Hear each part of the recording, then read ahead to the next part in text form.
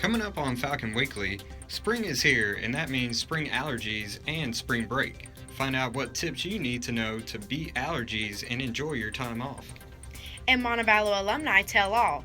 Find out why some UM alumni got students and faculty talking about LGBT plus issues.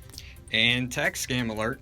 See what you need to know to be on the lookout for while you're preparing to file your taxes this year. Also, 43 pythons captured in South Florida. Find out why researchers are releasing some of these creepy crawlers back into the wild. Falcon Weekly starts now.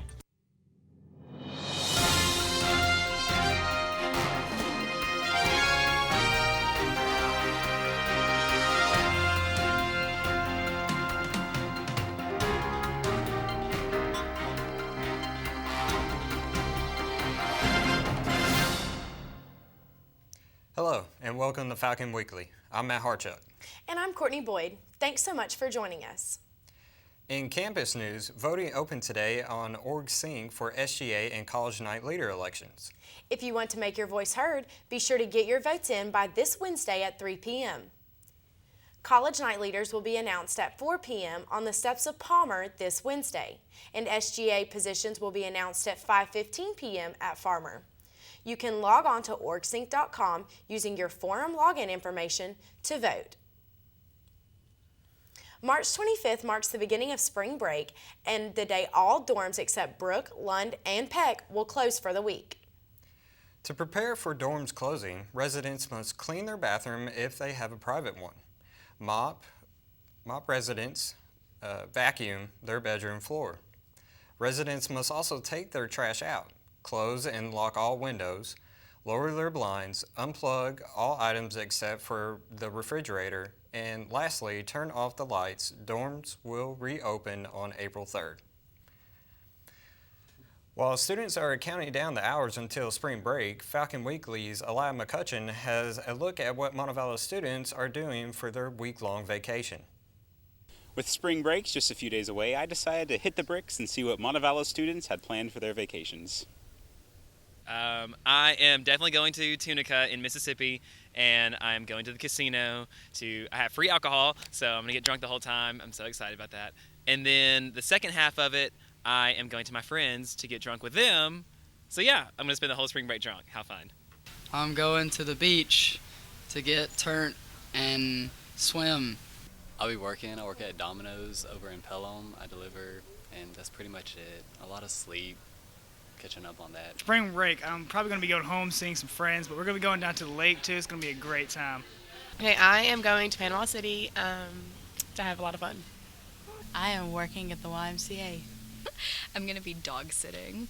I plan on playing with a new dog and going to sleep for a while because I haven't had much sleep lately. I'll be going to New Orleans with a few of my friends, and we're going to get turned as crap, and we're just gonna have fun for spring break to relax. While the main themes seem to be drinking and sleeping, I'm sure many students will find time in their busy schedules to study. Reporting for Falcon Weekly, I'm Eli McCutcheon. The university will be closing at 5 p.m. this Friday and will reopen on Monday, April 4th. Panama City Beach and Gulf Shores have outlawed alcohol and the beaches during spring break. It's almost time to pick your classes for the fall. The schedule of classes for fall 2016 will be available for students to view Tuesday.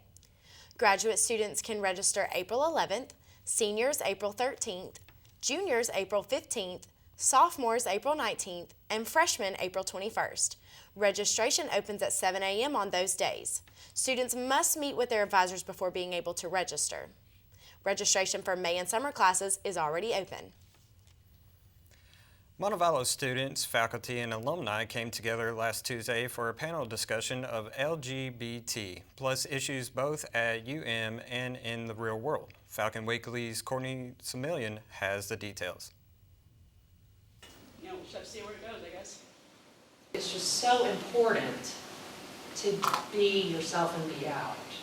If you can, if that's you, that's the way we can change the world. From recent graduates to those who left school several decades ago, Montevallo alumni returned to their alma mater to talk openly with current students and faculty about their life experiences and the issues affecting LGBT plus people. I really wanted to be involved in this because I think getting some of this information out to students is really important. The discussion ranged from how they came to terms with their sexuality. And 2 weeks after I got here, a man kissed me, the guy down the hall in lunch.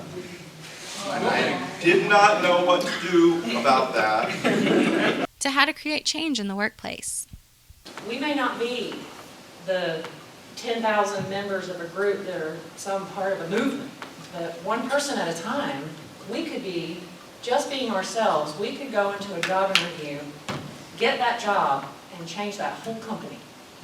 Through all the different thoughts and opinions, there was one feeling that nearly everyone seemed to share. I love Montevallo as I always have. And We all had really supportive experiences at Montevallo, sort of shaped and formed us and, gave us confidence to live openly. Students like Spectrum Vice President Taylor Cole were glad to learn from those who came before them. I find it very fascinating since I'm also part of the LGBT plus community. So it's like an eye-opener.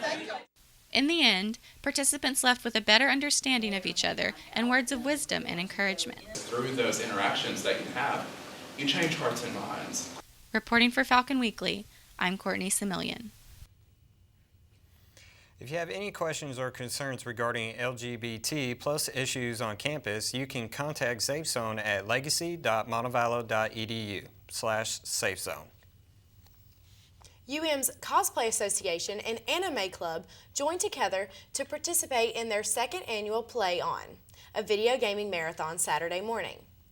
Students met in Comer and played video games for 24 hours to raise money for Extra Life, an organization that will support Birmingham Children's Hospital. The event began at 7:30 a.m. Saturday and lasted until Sunday morning, with the group meeting their goal of $500. History in Havana. President Barack Obama touched down in Cuba Sunday.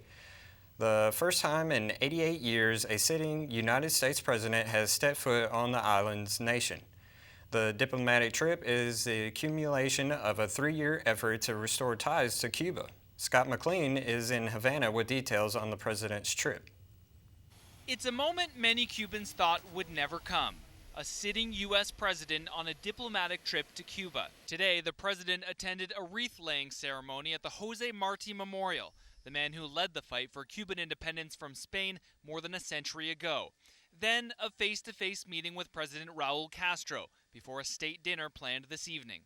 This is a historic visit, and it's a historic opportunity to engage directly with the Cuban people. Almost immediately after landing, the president tweeted that he's looking forward to meeting and hearing from the Cuban people. Among the first was Cardinal Ortega, a man once imprisoned in Cuba for his Catholic faith, who played a critical role in negotiations between Cuba and the United States. But the historic day was not without protest.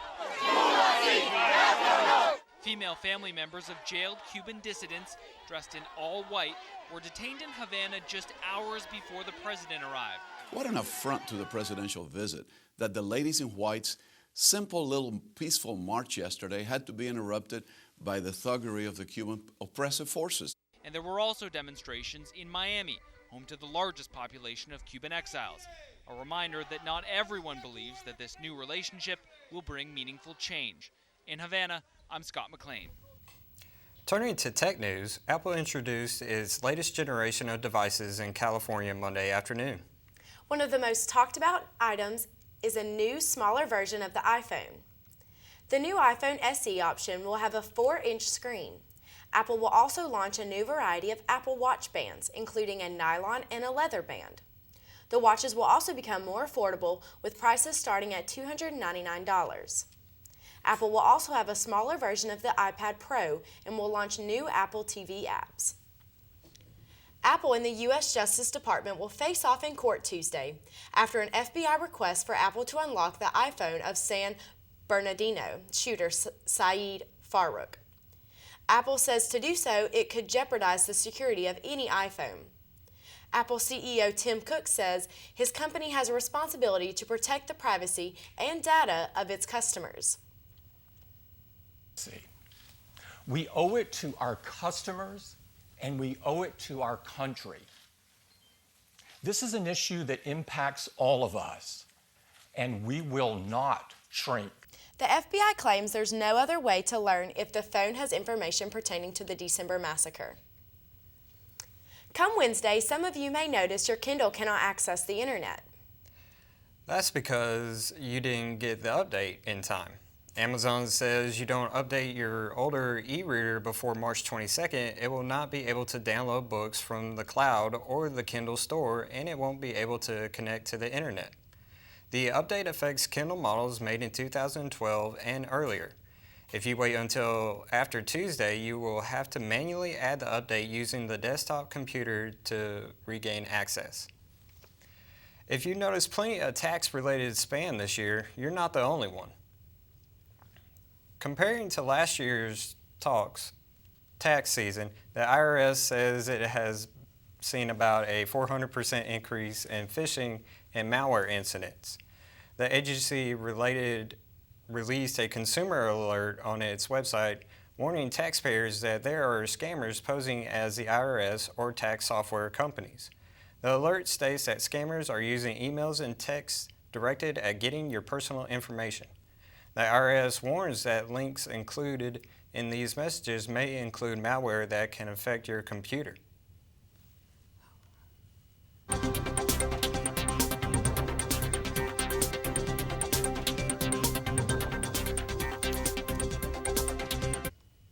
In health news, while a lot of people across the country are celebrating the first days of spring, seasonal allergies have kicked in for millions of Americans.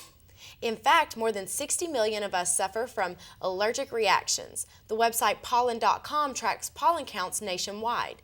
This week's pollen forecast for Montevallo shows high levels of pollen for the next 5 days, with Wednesday being the worst. To combat the pollen, you must first start taking medication a few months before the season starts. Right now, your best option is to take a daily medicine such as Claritin or Zyrtec. And to fight the sniffles away, you can also use nasal sprays such as Flonase. Also, make sure to regularly wash your hair, linens, and rugs to remove pollen from your home. Allergy season usually lasts from mid-March to late May. A new study suggests that going cold turkey may be the best way to quit smoking. Researchers followed 700 smokers throughout their quitting process. One group was given a single deadline day to quit. The other group had 2 weeks to gradually stop smoking. All of the participants received nicotine patches to help them stop smoking and counseling after their quit day. The group that stopped smoking abruptly was found to be 10% less likely to pick the habit back up a month later. That number dropped to 6.5% 6 months later. Remember, there's more news online 24/7. Just search Falcon Weekly on Facebook and Twitter to see more stories and news updates throughout the week. What's in a Name coming up? See why the naming contest for this research vessel is gaining worldwide attention. And half empty or half full, find out why Starbucks is being sued over this plaguing question. Maternity photos for this pregnant pooch are going viral. Find out how this expecting mother is showing off her baby bump. These stories and more when Falcon Weekly returns.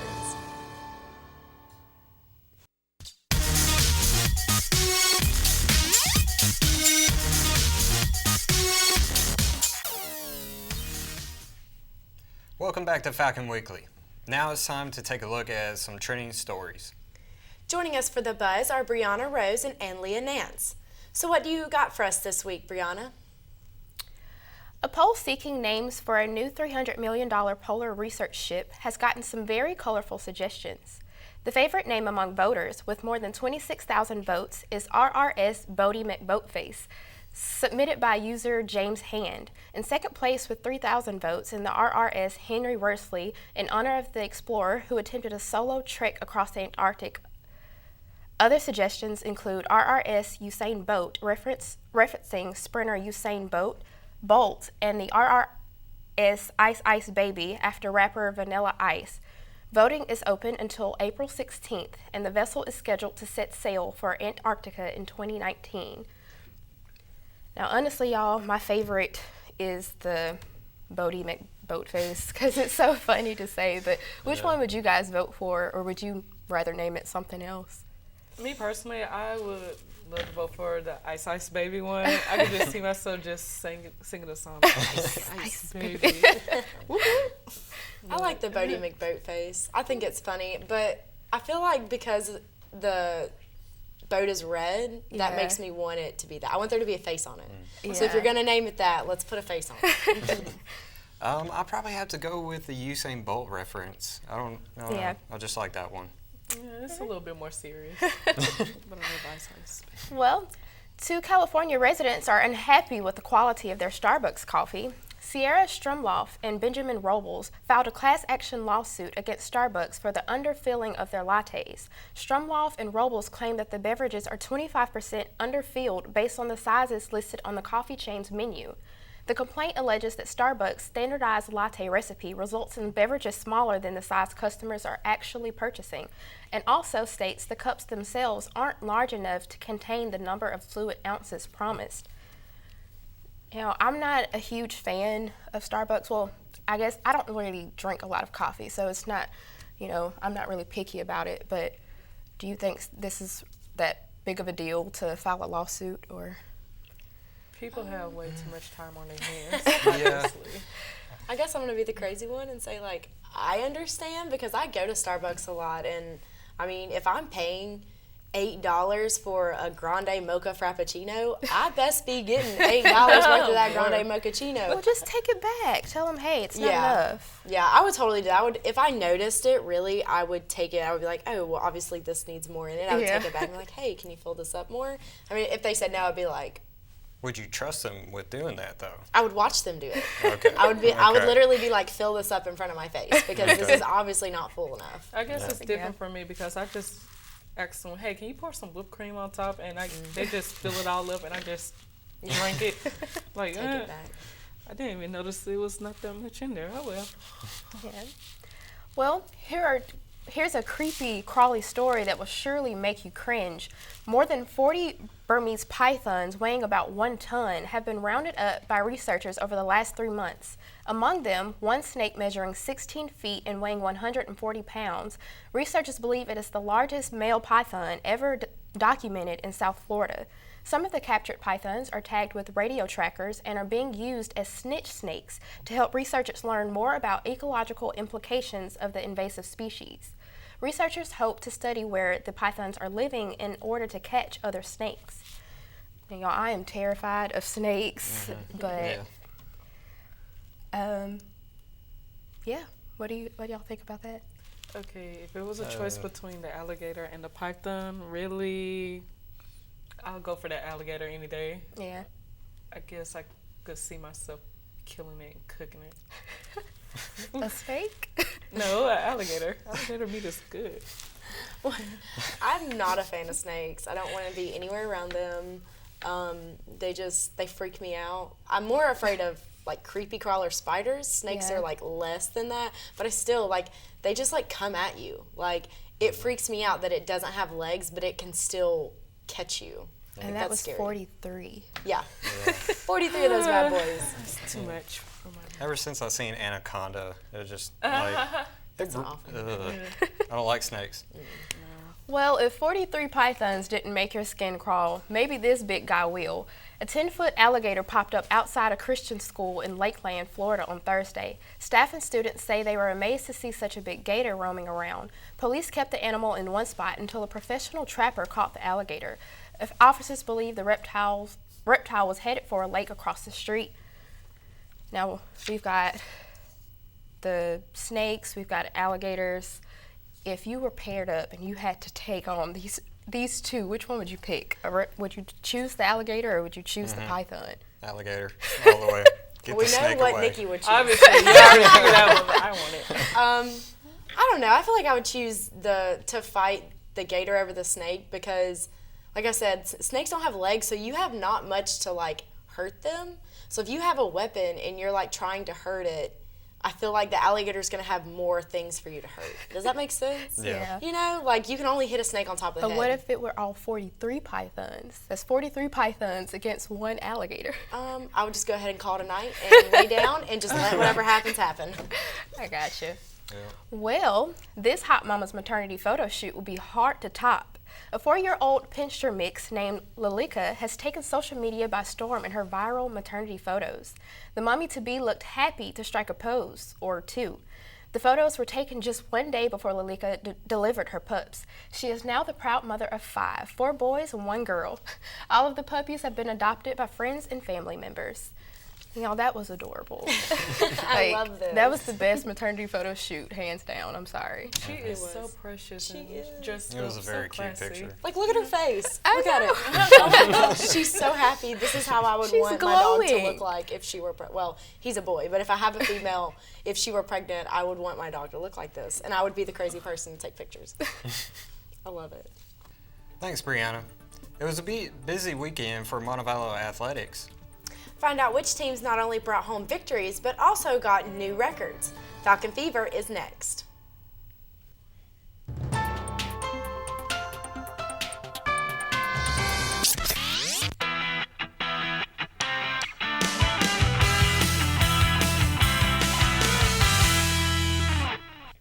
Welcome to Falcon Fever. I'm Hope Finley with a look at this week's sports. The women's softball team had a busy weekend at home. The Falcons played Columbus State on Saturday in a doubleheader. The Falcons won the first game 4-2, but lost the second game 6-4. Sunday, the Falcons took on Georgia Southwestern in a doubleheader at home. The Falcons fell to the Hurricanes in Game 1, 12-7, and again in Game 2, 6-5. Montevallo's Kelsey Vining had 6 stolen bases with 4 of them coming in Game 2, setting a new personal career high and a new Montevallo record for stolen bases. The Falcons also set a record for stolen bases by a team with 9. The men's baseball team swept Georgia College in Peach Belt Conference Series this weekend. The Falcons won the first game 11-4 and the second game 14-3. Georgia College came back to beat the Falcons in the final game of the 3-game series 8-1. Senior Taylor Walker continues to lead the PBC in home runs with 11 for this season. The Falcons will play again at home on Wednesday, March 23rd against Spring Hill College. The women's lacrosse team fell to Emmanuel College this weekend 14-13. The Falcons and the Lions went back and forth in the game on Saturday before the Lions took the lead in the last 2 minutes of the game to seal the victory. Montevallo will take on Oglethorpe on Wednesday, March 23rd. The women's tennis team surpassed its win total from last season, picking up its 8th win of the season this weekend. The Falcons won all 6 single matches and 2 of the 3 double matches against Christian Brothers University. The Falcons will face Columbus State in Peach Belt Conference match on Wednesday, March 23rd. The UM women's track and field team finished 6th overall in team standings this weekend at the Emory Invitational. Sophomore Yasmin Petway earned the individual title in the women's 100-meter hurdles with a time of 14.28 seconds, breaking her own school record. Sophomore Hannah Evans also earned an individual title in the women's 3,000-meter steeplechase. With a time of 11 minutes and 28 seconds, Evans has the second fastest time in the program's history. The University of Montevallo will host the Falcon Classic on March 25th through the 26th. And that's a look at this week's sports. Be sure to check out Falcon Fever Facebook for more updates throughout the week. Christmas came early in Gatlinburg, Tennessee. Over 50 Santas from several different states competed to be the fastest in a snow tubing race. Each Santa grabbed their tube and went sliding down the hill to see who could make it to the bottom first. The event is held every other year, and this year's winner is Paul Gergenis from Jefferson, Georgia. That's all the time we have for this week's show. Thank you so much for joining us. For more UM news from MassCom student reporters, be sure to check out the Falcon News Network blog. The web address is on your screen. We'll see you again next week.